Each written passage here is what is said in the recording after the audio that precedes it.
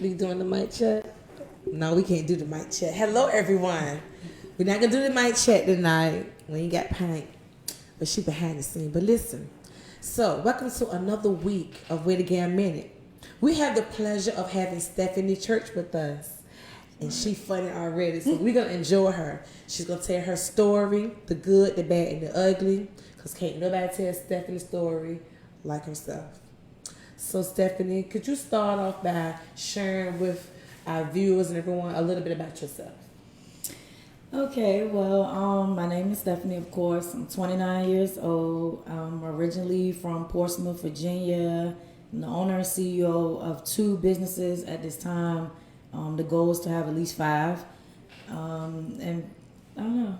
I got hobbies. I like to dance. I write poetry. My business is Cardi & Co. It's a hair and fashion and beauty collection.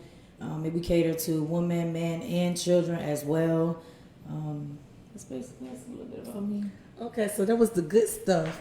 Can you share with our viewers some of the bad things? What actually led you to do all this positive stuff you have going on? Okay, so basically I am one of those people, that had a past. I'm a convicted felon. I'm probably about 14 time convicted felon now. 14? Hold on. Yeah. 14. Oh, yeah. So what in the world? Stephanie! Oh, wait a minute. That was a shocker. Yeah. Okay, I know. Looks can be what deceiving. caused all that, though? So, I just had a very violent past. I'm a person with a lot of violence, a lot of anger in me. So I used to do a lot of fighting.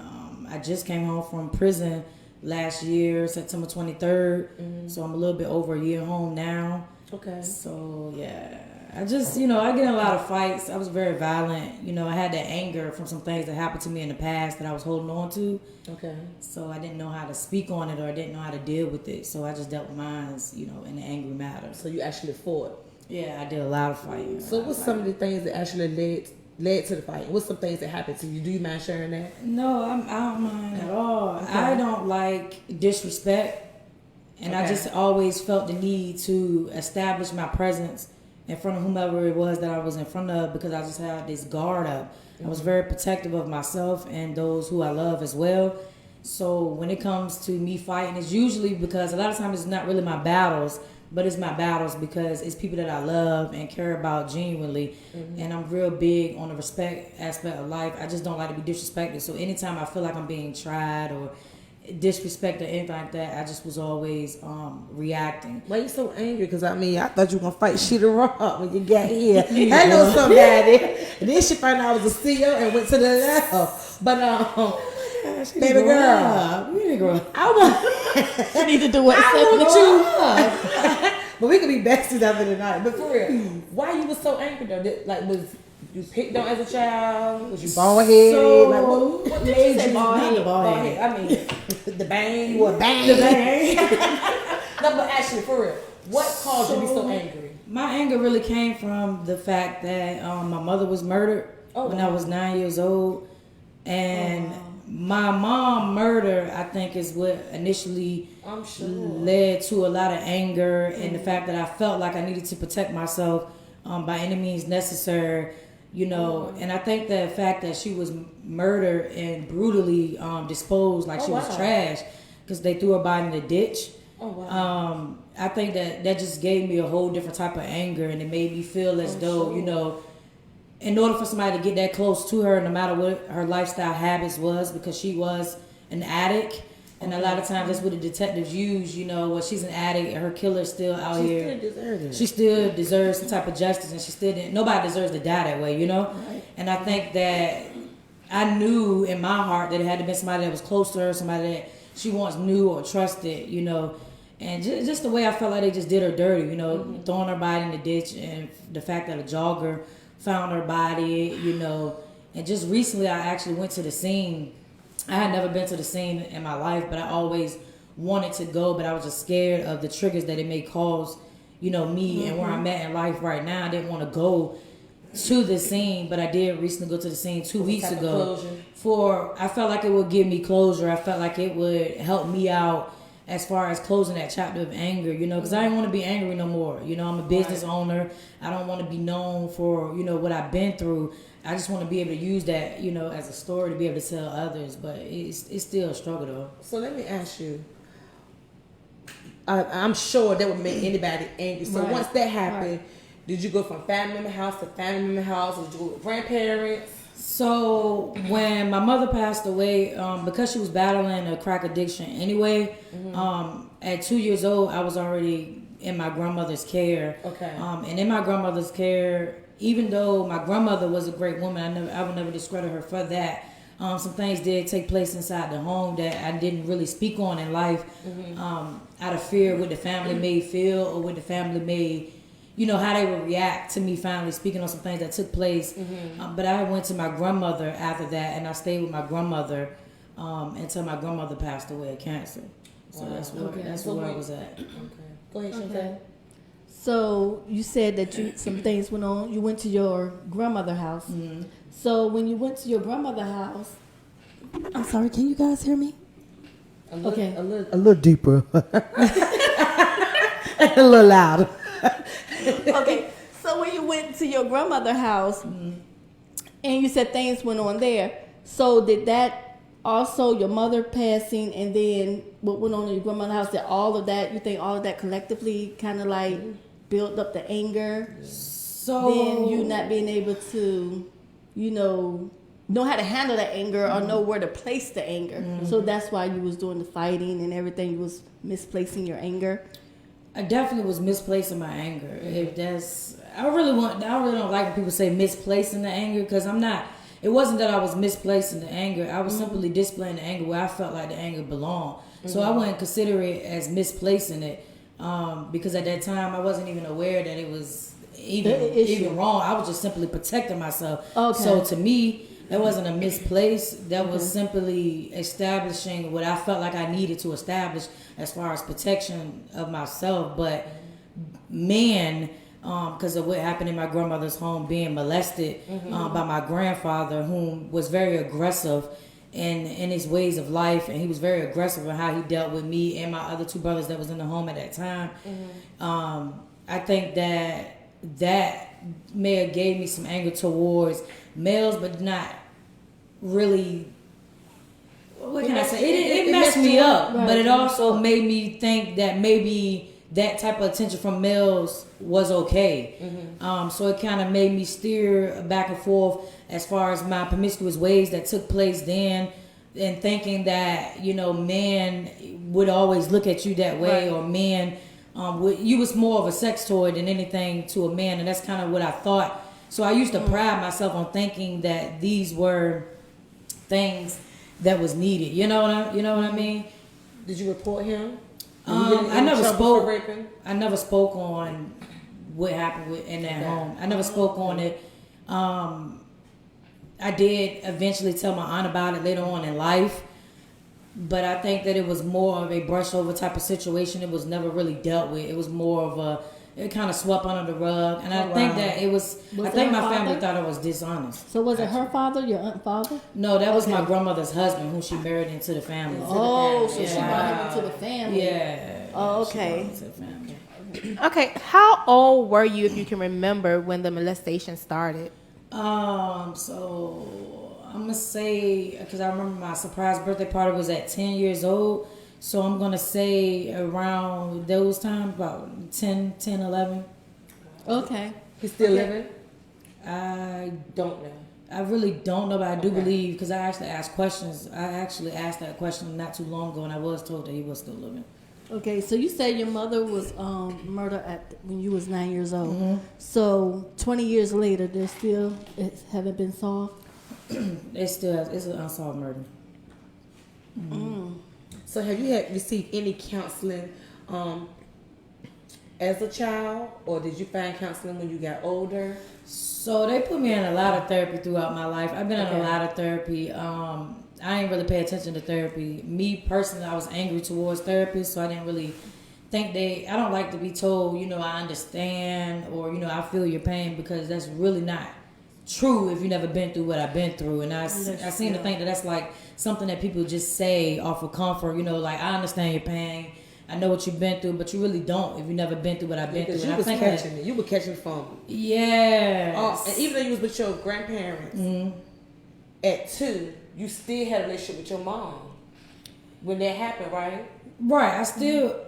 I didn't really have a relationship with my mom. My mom was actually not allowed to come around. I was always told not to open the door if she comes or anything like that. I think that my family thought that was a way of protecting us from her and her situation, her addiction. Yes. Okay. Wow. So bring us up from the age of 9 when it first started with your mom. So from 9 up until when you got up. At 2 years old, I was with my grandmother. Well, but your mother was murdered when you was 9, right? And I seen her the day before. Right. So from that point to now, tell us the story in between all of that. From when that happened, you saw your mother the day before.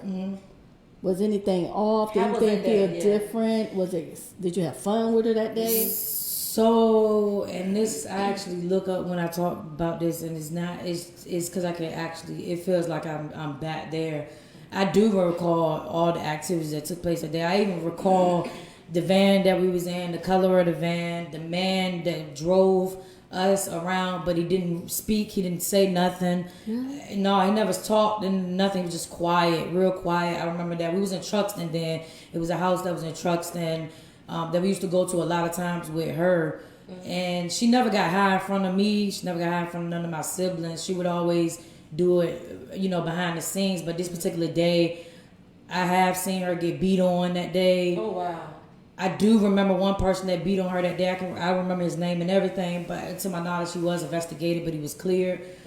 But I do remember that day like it was yesterday, and I remember the van. I remember we went to Jeepers that was in Met Arthur Mall at the time. Yeah, y'all remember that? I remember that. Yeah, it was Met Arthur. It's not there. It's not there anymore. The mall is, but Jeepers is not in the mall anymore. I remember she took us to Jeepers, but she was really like a mother that day. So, she was herself. Right. So who allowed you to go? Did you sneak out? No, she grabbed us. We opened the door that day. After they said, "Don't open the door," and she comes to the door. You had that love for her. Yeah, it's still my mom, and that's still my favorite person. So she grabbed out for the day. Yeah, she took us for the day. Me and my brother Tony went with her that day. We went to Jeepers, and I remember I did say I won't cry at the beginning of dinner. I remember it was a blue and white ride that we used to go on. That blue and white ride used to go forward and then it goes backwards. And I can remember the smile that she gave me that day, that smile. I never forget it. That is the last smile I ever seen from her, because the next day. When you found out. So do they? It could have been actually longer, but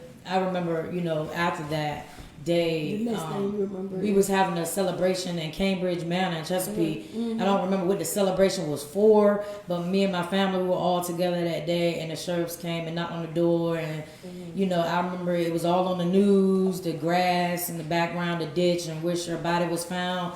It was on the news, and I remember it. I was only 9 years old, and we had one of those old school TVs that sit on the floor, but it's got that big screen in the middle. And I remember all of us was writing, rest in peace to my mom and everything like that. And I mean, it was just a moment that I'll never forget. I think I went numb that day, and that's when it began for me. The down spiral for me began. So do you think because of her addiction, they drugged their feet to not actually find out who killed her?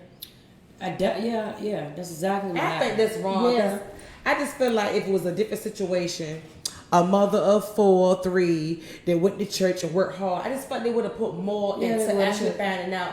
And it's not fair because I'm sure, have you been on them? Have you been on that ass want closure? So every time I come home from jail, prison, or, even when I came home from TDH as the kid, I would always go to Chesapeake City detectives and ask, have y'all found anything? They know me by first name. And I'm sure. I would always ask them, have you found out anything? We got any details? The detective changes frequently. If she don't have the same detective, it always changes months to month. It's a new detective. Now they got this whole task force that's supposed to be strictly for unsolved cases. But they would always say, I want you to know that, your mom and her addiction, she could have came in contact with so many people that it's going to be hard for us to figure it out. Who could have murdered her. It's going to be hard for us to try to, put them pieces together. And they would always tell me, don't let that hold you back. Because I think the detectives began to feel a little bit sorry for me, I guess, and which I'm not a fan of nobody feeling sorry for me, but I think they felt sorry, and they felt like they would always, go the extra mile to say, don't let this hold you back, we're working. Right. Okay, so you said recently you went to visit your the scene. Can you elaborate on it? How did it make you feel? Did it bring comfort, closure? It didn't bring closure because I'm trying to figure out how somebody was jogging that area, because the way that area is really hard to drive on, and you got to know that area to go to that area. And it was like a whole different part of Chesapeake to me. It was like a foreign area. I would have never even went over there. So you had to actually worked over there in those fields or worked over there in them plants to know that area to be able to dispose our body. It is a lot of ditches over there. It's literally nothing but grass field and ditches over there. But a jogger jogging out there, I went over there at 5 o'clock in the morning.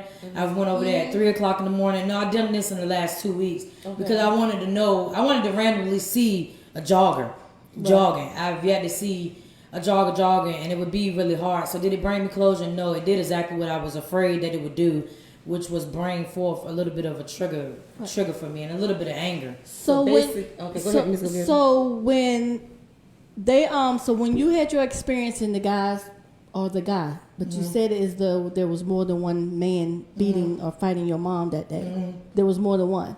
Did you ever tell anyone, like your grandmother or the police or anybody, did you ever tell them that you saw them the last time you was with your mom, these men beating your mom, or distract the men, or distract the van? I did talk to the detectives about the incidents that took place that day, but I think me being 9 years old at the time was kind of information discredit. They look at you like you're a child. So yeah, she's her daughter, we can listen to her. I feel like I was treated more like a suspect at 9 than somebody who had information. So I don't think I was treated like someone who had information. I think I was treated like a suspect at the time. So they pretty much brush you off. Yeah, it was a brush off. Yeah, it was a brush off. So they weren't really doing a whole lot. It seemed like, so basically you feel like your mom was murdered and then dumped there. Yeah, she was. She wasn't killed where her body was found. She was actually killed somewhere else, but her body was transported to the ditch. So that's wipes out the evidence. Wow. And it was no bullets, even though she was shot. It was no bullets. It was nothing to lead them to any type of evidence, to lead them to any type of, clues of who could have possibly pulled the trigger. So did your brothers? Do you have a sister or just brothers? It's 5 of us. I have a little sister and 3 brothers. So did all of them go with you to your grandmother as well? No, only 3 of us went, and that's me, my brother Marcus, and my brother Tony went to my grandmother, while the other 2 went to my aunt. Okay, so you guys were separated. We were separated, but we really wasn't separated. We literally stayed down the street from each other, so it really wasn't separated. It was more of a my aunt, who was in the military at the time, and she was fairly young at the time. She didn't have any kids of her own. I think it was more of she took 2 and my grandmother took 3. So with it being 5 of us, they didn't want us to go into the state. How old was your mother? My mother was 29 when she was killed. She was 29? She was young. Yeah. Okay, so you said it did bring back a little anger. Now they want to know, how have you managed self-control with anger as an entrepreneur and business owner now from back when you used to get upset and fight? Right, and what you're saying, you just come home last year. Yeah, I did just come home last year from a 3.5 year bid. I think it just comes with time. After you realize that you can be successful, because I'm not one of those people that thought that this was possible to be an entrepreneur or possible to be a business owner. I never thought that it was possible to say, I am a CEO entrepreneur. I think once you hit those milestones and those goals, those dreams that you finally reach, it's like you don't want to take the risk of losing no more. So do I still get angry? I suffer from mental health issues. I suffer from mental illness. So I see a therapist every Saturday. I am on psychotic medicines. So do I deal with the anger? I have things that are helping me along the ways.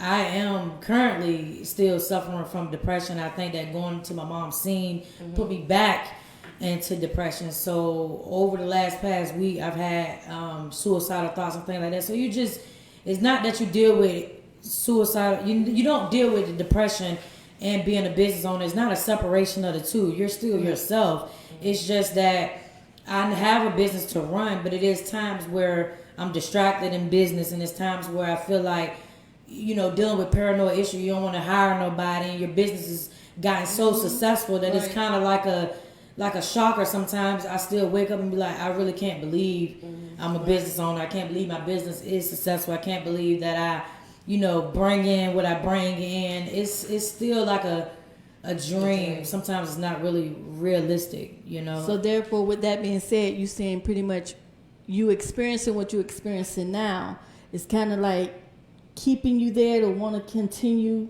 to enjoy what you're actually receiving now as far as your business and what you're getting and how your life has changed. But on the flip side of that, being a business owner myself, I can understand the part about, although you might be a business owner, you're grateful for what you have going on. It's like a dream because your business is successful. But when you have depression, that depression still can hit you at any time.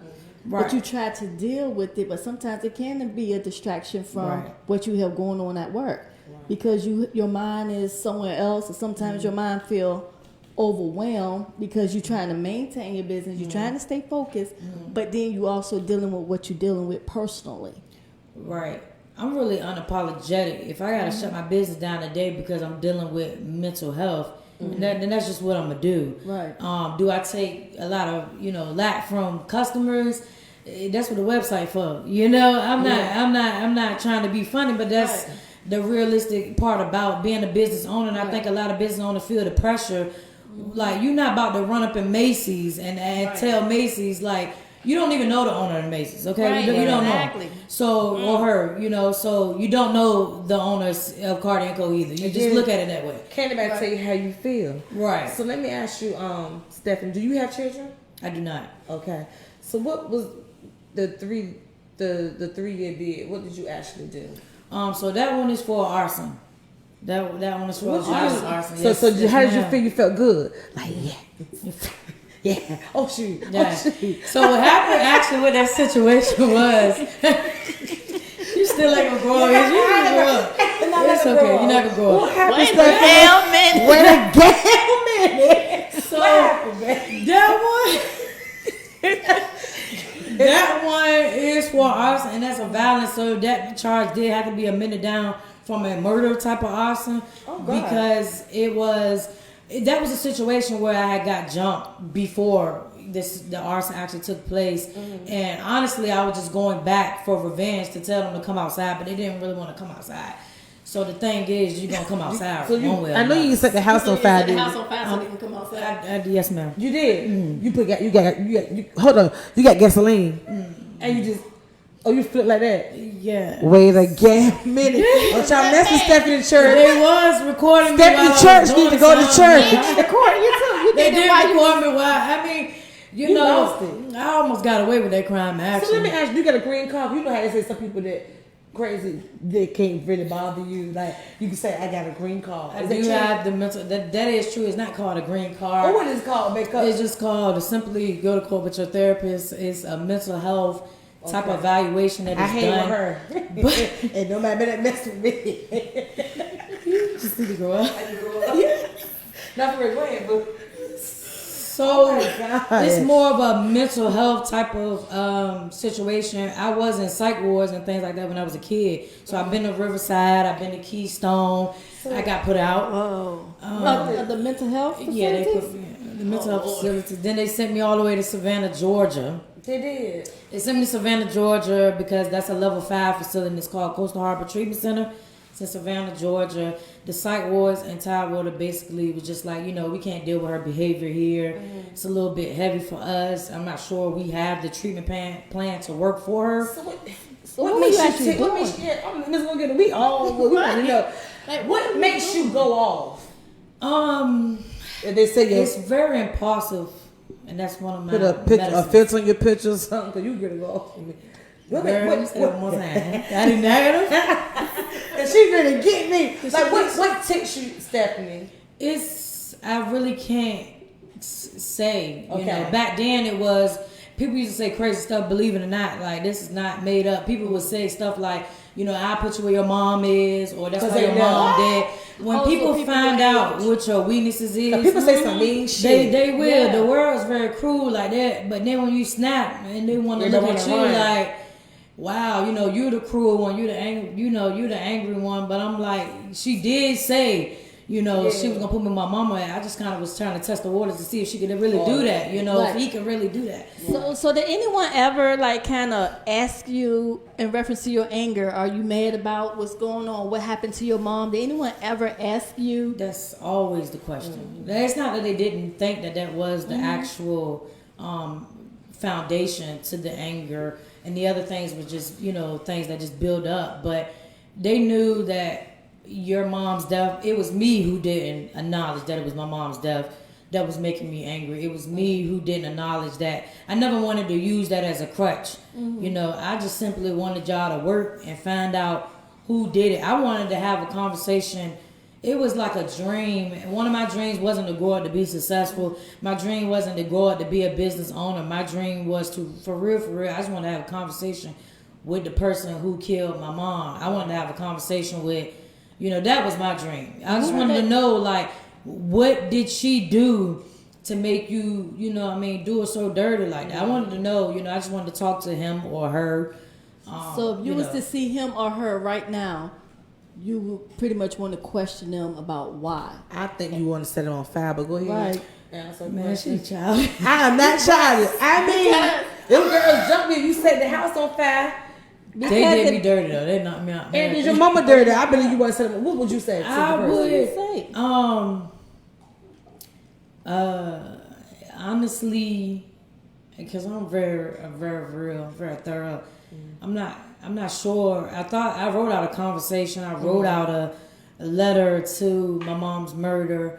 You know, I thought I would, you know, I would basically, you know, just simply, I just wanted to know, you know what I'm saying, like, why you felt like she didn't deserve to live, or, you know, it couldn't have been over anything more than some drugs, maybe, you know what I'm saying, like, she was, you know, a real lovable person. She was a fighter too, you know, people used to get her to fight people and stuff like that, but that was never what got her, you know, killed beforehand. So I just want to ask her or him, you know, what it was that she did that made you that angry, you know, where you felt like you had to shoot her in the back, you know what I'm saying? You shot her in the head, you know what I'm saying? So you really executed her, you know? Wow. So to execute a woman like that, I, you know, and she was tall, but she was small, you know, I just want to know why you felt like her kids didn't deserve a mom, right? Or why you felt like you should. I mean, at the end of the day, I'm gonna ask why you feel like you should still be walking. Why you feel like I shouldn't, you know, take you from the very things that you took my mama from. So I'm not saying I'm strong enough to meet them for real. I'm not saying that I won't set them on fire. I'm just saying that I would, you know, I would ask my questions that I would ask first, but I get visions on what it would probably be like for real. Okay, so we have a lady that's asking, what is your mother's name? She said Chesapeake police have decks of cards that they give to inmates to try and help solve cold cases. Have you ever had her on the I got into a whole fight. Okay. I got into a whole fight behind that deck of cards. She is on them deck of cards. Cassandra Church is on those deck of cards. What's a deck of cards? So it's a deck of cards that got unsolved mysteries of all the people that, you know, have been murdered, and they got a deck of cards and they put them in the jails. I don't understand that. Oh, so you know, yeah. So to see if somebody gonna talk in the jails, yes, she is on those deck of cards. And I did talk to someone a couple years ago when I was actually the last time I got the closest clue was in the regional, and I was in red then, and I had came out for rec. And because I was in lockdown and I was in red, and I came out for rec, and I had seen this girl, her name was Pooh, and I know she told me she was from Norfolk. I've been searching for Pooh for years because Pooh told me she was actually with her the day that she got killed, and Pooh went home the next day. Wow. Oh wow. So Pooh it's went like- home the next day. So I've been looking for Oh, Pooh so though. So if she- anybody know Pooh from Norfolk, I've been trying to find her. Oh, so she knew your mama was hanging with your mom that day, Yeah. but she didn't tell you what happened. She said that we were supposed to meet at rec the next day. She said that, you know, she was with my mom that day, that situation happened. She was just like, you know, she admitted that she also was an addict. And she was just like, you know, your mom was really cool. Nobody, you know, mess with your mama. Don't nobody mess with your mamas. You know what I'm saying? And I'm like, well, somebody did. You know, Right. somebody felt bad enough to be able to, mess with her because, you know. They did. But I mean, I guess they did do it away. You know, they used the gun, so it is what it is. So is your siblings, are y'all close? Are they helping you look for these clues? So everybody deal with things differently. Right. Okay. They do not. I don't even talk to nobody when I go out. When I went to the scene, I was literally by myself. I didn't tell too many people that I was going. I did speak to a couple of people before and told them, like, you know, I just keep getting these messages from the universe to go to the scene. You know, I'm not sure if it's safe enough for me to do that. The only thing, like, I got in the ditch. You know, I got in the ditch where they claimed she was. I mean, it became an obsession, obsession. You know, What clues you going? What was you trying to feel in the ditch? I'm not sure what I was The trying to feel universe. because You it's just 20 years later. got you. Yeah. It's 20 You years just wanted later. You know, I just thought that I believe that the universe speaks. You know what I'm saying? Yeah, I know I got people you. play with it I these got days, you. but that's been my thing. And I just feel like, you know, spirit speak, the universe speaks, and I went to her grave first before going to the scene, you know, and I just said, you know what, Mom, whatever it is, you know, let me know what's up. You know, let me know what I need to do. Getting in the ditch, for me was more of a it probably was a mental type of. Like you want to get Wow, clues, yeah. the feelings, the voices. You want to. Gonna be led I by was the just trying to universe. get the presence of whatever Right. it was that I needed to know. But I was just led back to one person whom I did mention to the detectives. But, you know, I went back to the house where I know he stayed at and Is he everything. still there? You know, I don't know if he's still there because actually I seen a whole nother family come out. This is actually the first time on record that I actually admitted this. But I did call my aunt and told her I went to the scene, but she was just like, "You're not about to bring up no memories." So I just deal with everything myself. I never told my brothers or sisters that I went to the scene or that I was basically conducting the investigation Your on my own own. investigation. So nobody in the family wants to really talk about it or bring it up. They want to like just put it to the side and let the police handle it. Yeah, because it could get dangerous when you It got can. somebody out there that you know you did a don't murder know if the they way still they around. did. We don't know if they watching us. You know, Right. Them people. My family has family. You know, they don't. You know, So no. your siblings, they don't. Did they react the way you reacted, or? I do got one sibling that's, I feel like if I was a male, I'd be him. Gotcha. But the other siblings, they just deal with things differently. I think we all deal with it. I think we all deal with depression and, you know, things that we all deal with it. But we just deal with Y'all it close? in different ways. Yeah, I don't play about them. I don't play Close. about them. That's good. Yeah, I'm really That's close good. to Well, my we sibling. appreciate you coming Okay. up here sharing your story with us because I know it has to be hard. It has to be hard to tell, especially when you're not really sure of all the details of being so young. And then not even knowing if the person is still out there. Right. It could have been someone you could have ran into last week. Or And you could have that's- saw them riding past out there while you was riding past out there. They could have been riding past too. That's I the think goal. is the scary part. Yeah, that's the goal. You want to find out who, but if you don't really know who, and you don't know if they could have been in your face or been to your business buying something, watching you the whole time, that's I think that's the scary part. Now, being that you don't really talk to your family about everything that's going on, and I know they say you mentioned that you didn't really like the therapist to cope with things or a way to talk about what happened. Do you like to talk to youth about what happened to you, or like other girls that's probably going through the same thing as you? So for some reason, I do find comfort and peace in sharing my story Good. with That's good. other people, and I'm scheduled to go back into the jail system. I spoke at the group home that I was in as a child 2 Sundays ago. I spoke in the group home, and that was my first breakthrough of actually going back to the past things that I used to be in. Because in that group home, which was Dominion Services for All People, and it's ran by Gail Gay, she had me speak to the girls who was there, and it was like meeting myself again, as a kid again, because there's young ladies there who got, moms that are dead, and they get triggered when people say, that's why your mom dead, and they fight.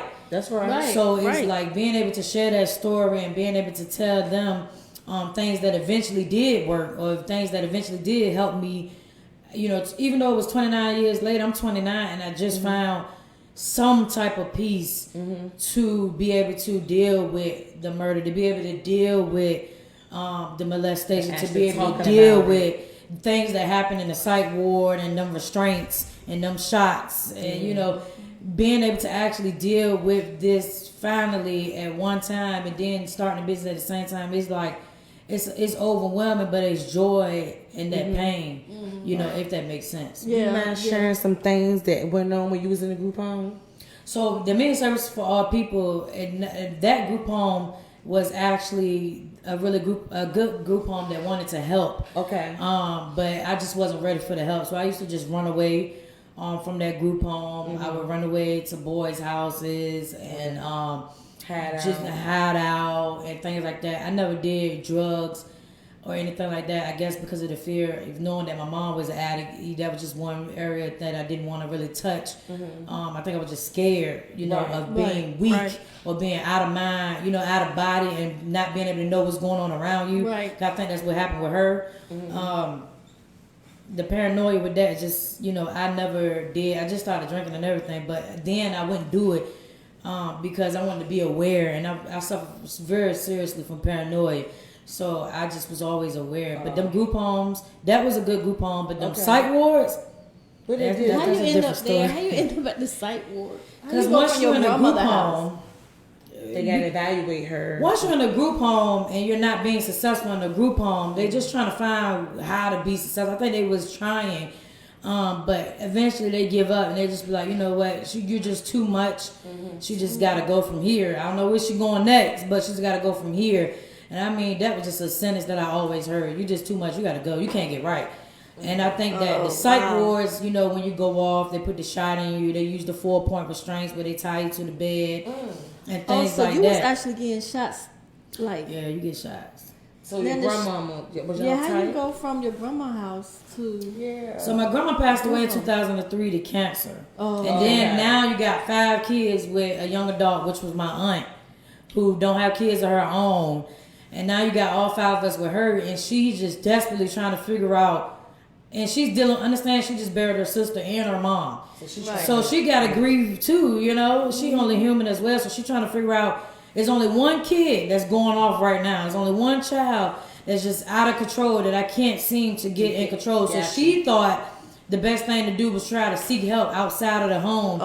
And I know that she thought that I was very mean to her because I used to actually resent her for pushing me out the home, but the rest of them got to stay. And I'm going in foster home, and now I'm going to a foster home, and now I'm being molested by other people in the foster homes and stuff like that.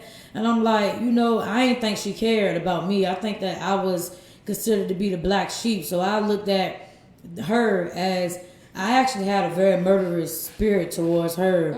So I really was trying to actually, and I ain't never said this before either, but I really was trying to find ways to, for real, X her out. Because I felt like, for one, y'all X my mom out, and now you're trying to X me out.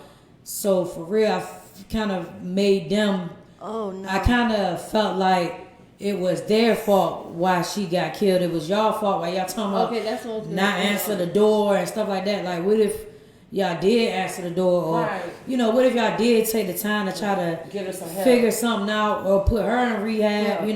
Things that y'all didn't do. So I was really angry towards my aunt. I didn't understand until I got to an adult on what what she, I guess, was trying to do. So you was angry towards your aunt and your grandmother because pretty much it was their fault. Everybody. Now, speaking of grandma, did she get to know of the molestation before she passed away? She did not.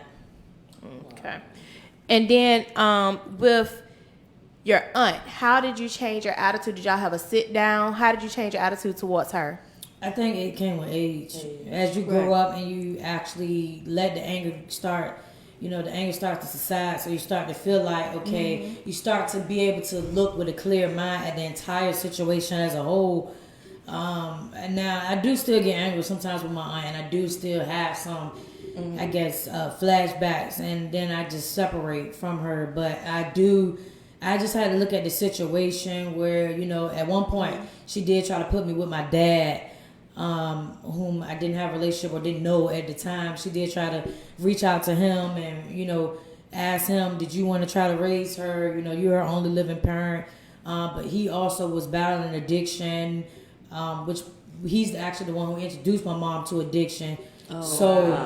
He didn't, I think he kind of looked at me like, because every time he talks to me, it's more like you look just like your mom. It's always mom. So I know that he has that guilt. So he did try to take me. I did end up going with my dad. But it was funny is I actually set that kitchen on fire. Because gasoline. You use gasoline too? I didn't use gasoline for that one. It wasn't a successful fire. It probably was because I didn't use the gasoline. But I didn't know then. Stephanie, yeah. wait a damn minute. Girl, you so calm. Y'all better mess with her. So he had a girlfriend in the house, and she was just disrespectful to me. She used to be like, well, you wouldn't have even been a part, you wouldn't have been thought of if he didn't go out here cheating and things like this. She used to just be mean to me. And so she was the girlfriend. She was the girlfriend. So she was the girlfriend before your mother. She been the girlfriend for years. She's still the girlfriend. So look, is she still the girlfriend? She's still slow. Oh, yes. Tell me what you mean to that lady though. I was a kid. So I wasn't mean. No, actually, I was happy to be there with my dad. I thought that we could be a family. Right. I wasn't trying to be no family with her because at the end of the day, you're not my mom. So all that direction and telling me what to do, that wasn't about to happen. But I was trying, But then you were just being nasty by telling me all about grown folks' business that I really wasn't trying to hear. But since you was trying to let me in and you was being nasty, so now. You set the kitchen on her. Well, first I tried to fire her, but she popped me with grease. She was cooking, and she hit me with that hot spatula. No, she didn't. Yeah, she did. And I guess she thought I was about to sit there and take that, but nah, I flipped the whole pan. So you were gone after you set the kitchen on fire. You flipped the whole pan. Yeah, my dad was just like, okay, yeah, I flipped the pan of grease on her, but my dad was just like, this is too, I ain't gonna be able to do nothing with her. So that, I went into foster care to my first foster home, which was a female. Man, I don't remember. I'm gonna say we probably around 14 now, maybe, and because I kind of jumped around because I was in group homes at 16 and stuff, but. Even at Miss, I was about to say her name. I don't put her on blast because her daughter, at that particular foster home, I was being molested by her daughter, and she knew that. She knew that. She did know that her daughter was. She knew that because she used to walk past the door and say stuff like, "You better not be in there touching that little girl." So she did. She had knowledge. How old was your daughter? Her daughter was 18. Oh wow! And you were about 14. Her daughter is very popular too. She's a very popular stud now, and I, I ran into her not too long ago, before the last bid. When you set it on fire though. No, because actually, I never looked at that situation as molesting. I never looked at that situation as it was wrong because at that time it felt good, so I thought it was okay. And then it was another female, so I thought it was perfectly fine. I never identified it as being molested. So let me ask you this, Stephanie. So with you being 29 now and your mom passing at 29, did that kind of like give you an eerie feeling? Or did that, because I know some people say like if they had a parent that died at a certain age, they're afraid to get that age because they thinking that it might happen to them too. That's crazy that you mentioned that. That is very factual. I always had a fear of being 29. I thought that the goal was to commit suicide before 29. Oh, no. the goal. I ain't really want to see 29. You know what I'm saying?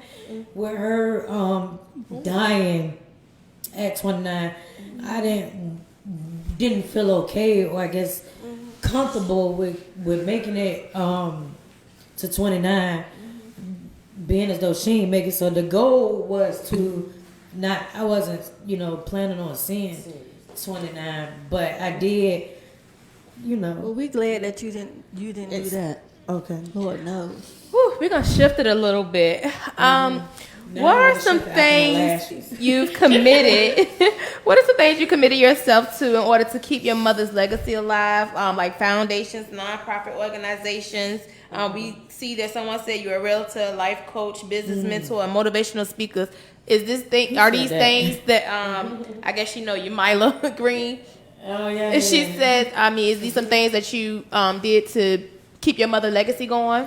So these are things that I did just in honor which is not officially launched now, but is legally already stamped, and it's the brand I Am Stephanie. And basically, I am a life coach. I am a motivational speaker. I do business mentorship classes, and I do a lot, for small businesses and people that are coming up, because I never thought that this would be a thing of success for me. So the I Am Stephanie brand, which is I go out to the community, I do motivational speaking, and I talk about my struggle, I talk about my past, and I go into the community. As far as the last time when I was in Richmond City Jail, I was the community leader to the drug program, and that was just me putting myself in an unfamiliar situation to be familiar with how addicts go about their everyday life. And then that's when I began to write the book, A Child of an Addict, which is not yet released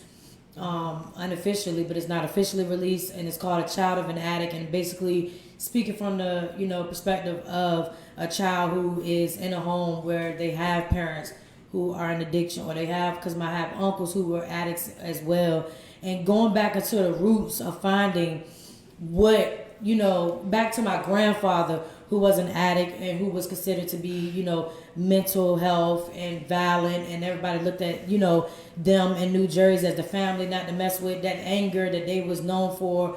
Going back to the roots and finally realizing that was, embedded in me, and, growing up, and that's the mentality I had, and I never met that man, but it's like breaking that generational curse, Right. And bring it to my nephews, because all my sister brothers have kids except for me, and of course my older brother who's doing a 22-year bid. We don't have kids, of course, but my other nephews and stuff, I just like try to make sure that they grow up. I make sure my brothers and sisters have everything that they need and want, and I just basically take on that mother life. My aunt is getting old. She's still here with us, and I just try to live by my mom. What I think my mom would have been like if she had the opportunity to become clean from her addiction, if she had the opportunity to be a mom, because don't a mom birth kids and not want to be a mom. It's just things in life, trials and tribulations that may cause them, to be, not be a mom. I got brothers, that'll look at it like, that ain't my mom, so I don't get mad when people say, your mama dead and that, I got, family that look at it like that, but me personally, I look at my mom like, she was human. She make mistakes. And that's right. I don't put nobody else in that position. That's my mom. Right. And I think that kind of puts me in the, position of where I don't want to have kids, or, I don't want to really deal with the pain of not being a good enough mom, and because moms, they got it hard, They always looked at like you're supposed to do it. Nobody never really look at the dad. I never been told, your dad this or your dad that. Is always, well, your mom. So do you regret anything that went on, like the way you was actually brought up, the things you went through? Regrets. And it's very cliche when people say, I don't have no regrets in life. Everything made me who it is. It made me who I am today. Right. Man, I got a million regrets. Right. I got a million regrets. Yeah. If I just could have had the strength to say, then what was wrong, or I need help. I'm hurting out here. Like I'm real mad that y'all not trying to put in the work to find my mom's murder, or I'm angry. If I just would have had the opportunity to have some type of coping skills that work, if the people would have stopped giving me away and passing me along, but just took the time to, just to let me come around, Right. let me get comfortable. Right. Y'all ain't let me get comfortable. 6 months, you like, no, she ain't gonna learn. Like, that's 6 months. It was giving us So they was only giving you 6 months, then they pass you to the next. And Pass me you to the next psych ward, or pass me to the next group home, So for you to be 29, you have actually went through like a lot. Yeah. Would you risk everything you have worked hard for to get revenge for your mom? That's a good question. So that goes back to when I asked you about if you was to see the person, or if you was to find out who the person was and you actually get to say something to them. Would you want revenge, or would you just really want an honest conversation, just to sit down, and then you be good with that? I don't know how to answer that. I would. That was a good question. I would. I don't know if I would risk everything I have now. I think I gotta think about my brothers and sisters and my nephews, and Are you the oldest child? I'm the second oldest. Okay. But I'm the second oldest, so I feel like I'm responsible for breaking the generational curses that we've had. And if I was to act out in revenge, I'm not about to sugarcoat it. I don't know. I think I probably would. Yeah. I would. Something gotta be done. Something gotta be done. We're gonna have a conversation. The conversation gonna trigger me itself. So I wouldn't have a conversation without the presence of my aunt, without the presence of my siblings, and keep you for that control. Okay, yeah. Now, speaking of your siblings, were your siblings affected by the tragic, untimely death of your mother? And if so, do you know how they cope? Some of them are very silent with their coping. I got one brother who is just extremely patient, and he does music a lot. Suffer from depression, and sure, we do. We all my siblings, we all suffer from depression in different ways, insecurities and things like that as well. We don't got neither parent. None of us have a mom or a father. I have my dad. Let me take that back. I'm sorry. I do have my dad, and I do try to, call and check on my dad. But it's mad weird, building that relationship at this age. But I do. They cope. We all cope. I go to the gravesite. I'm not sure that they frequently visit. I do know that I'm the one that goes and changes the flowers and things like that. And I'm not upset with them about that. I don't know how they deal with it. Just like they didn't know a lot of things of what I was doing, So they are good. We got college graduates. We got Oh, that's good. they're good. As a family, we just try to embrace the things that we have and who we have here with us today, and we just try to make sure as our kids grow up. Okay, so inspired. Oh, go ahead. sorry. Oh, Okay, so I was going to change it a little bit. Tell us a little bit about your company, Cardi Co. Cardi & Co. Cardi & Co. So again, Cardi & Co. is a hair, fashion, and beauty collection, and basically that was something I started in the midst of that business. Actually started because I was dealing with insecurities and low self-esteem, or weight gain, and I wasn't getting dressed or doing my hair and nothing like that. So basically, the hair part of Cardi & Co. is, we sell hair, bundles, lace fronts, closures, frontals, and things like that. We have lashes, we have fashion. The fall collection is released. For Black and Pink Friday, though, we're releasing the whole new collection that we have one by one. So every day there's something new being uploaded to the website. Basically, we do, for the fashion part, we do have women, man, and children. But basically, it's just a way of letting other people know, like, no matter what you're going through, your insecurities in life, we just try to give you that, that natural, whether you're natural, we have natural hair products, whether you like to wear your weave or your extensions, we have that. We did recently sign a contract with the Cancer Association as far as the wigs goes, to make wigs for the people who have cancer and who have lost their hair and things like that. We are in an active contract with them. And to me, I think that contract it's been about a little bit of a month now that we've been in contract with them and working things out with them. But I think that getting that deal was the big awakening moment for me. I started this business in May of this year. Oh, that's good. And it's become very successful. And I think I didn't start it thinking that would happen. I think I started it just saying that this was going to be something peaceful for me to do, or it was going to help me to, bring out the insecurities in myself and other women and men as well. Gotcha. Okay. So I like to we're gonna wrap it up, Miss Stephanie. I like to commend you for actually coming. But before we actually end, I like to ask, what advice could you give a youth that's going through some of the same things that you went through? Right. It's okay, and it takes time, and can't nobody tell you when you ready to talk about it. Can't nobody tell you, how to deal with it. Can't nobody tell you that you're crazy for the way that you decide to deal with it, But I will say this.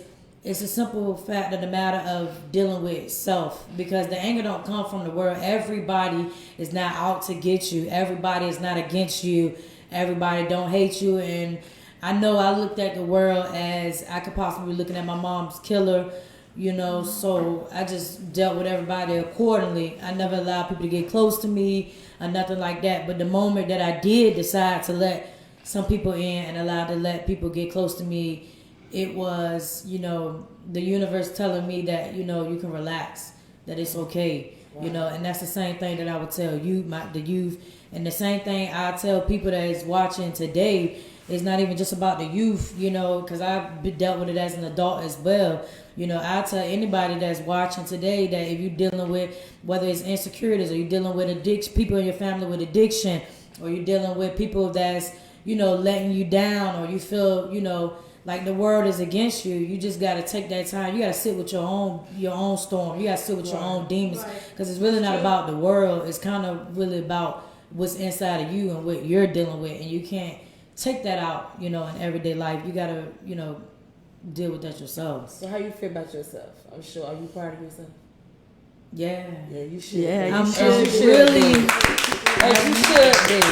Especially when I get customers that As you should. are, they heavy on the like it's their business. They heavy on the, I need you to move fast and on my time. If I say I'm having a mental breakdown today, I'm not. We cardiac closed, and they like, what? Cardiac closed? Yeah. As a business owner, you have to be able to set that self time aside, and you got to be unapologetic about that. Yeah. Right. You got to be unapologetic about that. You got to deal with self, and it's you just got to keep going. Well, Yeah. I know I'm proud of you. Yeah, I'm proud of you. I know too. you have to Thank be you. proud of you. I'm proud of you. You did all of this in less than a year. Oh, that's good. But we have to wrap it on up. So here we like to ask all of our guests that come on with us, what advice, if any, would you give us here at the podcast? It don't matter if you get 1 like, 2 likes, one Hello. interview a week, and then next month, that's the next time you get an interview. It don't matter. You got to keep going. You got to keep pushing. Your brand is only as strong as the person that's promoting. You're only as strong as how hard you out here getting your brand recognition. Thank you, Stephanie. Yes, Stephanie, we thank you for Give your joining website us. again, too, yeah. It's give us the website. www.cartiandco.com. Instagram is www.instagram.com/Cardi_co. Facebook, Cardi and Co. Okay, well, don't forget, follow, share, like, Facebook, Instagram, and YouTube. Good night, everyone. Thank you for Night, joining y'all. us. Bye.